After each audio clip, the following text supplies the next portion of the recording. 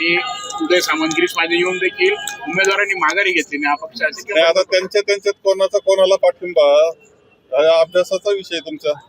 सगळा गोंधळ करता त्यांच्यामध्येच भांडणं आहेत हे चित्र स्पष्ट होत आहे. माघार घेतली त्याच्यानंतर नाराजी नाट्य पाहायला मिळाले आहे ना. म्हणजे ज्या पद्धतीनं माघारी झालेली आहे त्यामध्ये अनेक गैर पद्धतीचा वापर झालेला आहे. ही वस्तुस्थिती आहे की जे लोकशाहीला अभिप्रेत नाही. अशा अनेक गोष्टी दहशतीपासून सर्व काही हे झालेलं आहे. साहेब पण नाशिकमध्ये म्हणजे चर्चा झाली नव्हती ठाकरे शिवसेनेसोबत काँग्रेसची किंवा इतरांची. एकत्र बसूनच त्यांनी उमेदवाराचे ठरवलं होतं. नाशिकच्या बाबतीत आता नेमकं काय घडलं हे मी सांगू शकत हे परस्परच्या माघारी घेतल्या त्यामुळे महाविकास आघाडीत नाराजी नाट्य असं बोललं जात आहे. नाही. असं नाही. अनेक गोष्टीचा वापर झालेला आहे. काही ठिकाणी असं आहे की मताची बेरीज जर जमत नाही तर कशासाठी असं म्हणणारे सुद्धा आहेत आमच्यामध्ये. दिलेलं नाहीये काय कारण. ठीक आहे. महाविकास आघाडीचं स्ट्रॅटेजी मध्ये एकत्र बसले असतील ठरवलं असेल. माझं ते तुमची निवडणूक चालू आहे एवढं लक्षात घ्या. नाही पण काय झालं म्हणजे ठाकरे शिवसेनेकडे जागा होती काही अडचण आली असेल त्यांना. एकत्रपती ठरवलं होतं. काही अडचणी आल्या काही ठिकाणी परंतु इथे निवडणूक सुरू आहे.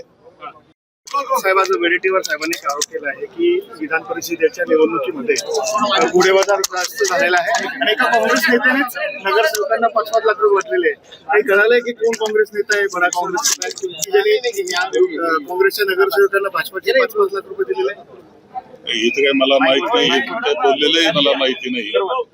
एक मात्र मी पाहतो या नगर आता विधान परिषदेच्या निवडणुका सुरू आहेत त्यामध्ये कुठेतरी दहशतीचा सुद्धा वापर हा झालेला आहे.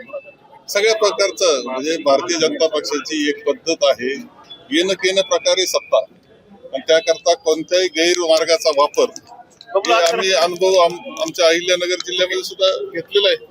म्हणजे ते राज्यात सुद्धा हेच चाललेलं आहे. जे बंगालमध्ये चाललंय ते आता इथे महाराष्ट्रात सुरू झालेलं आहे. दहशत आहे.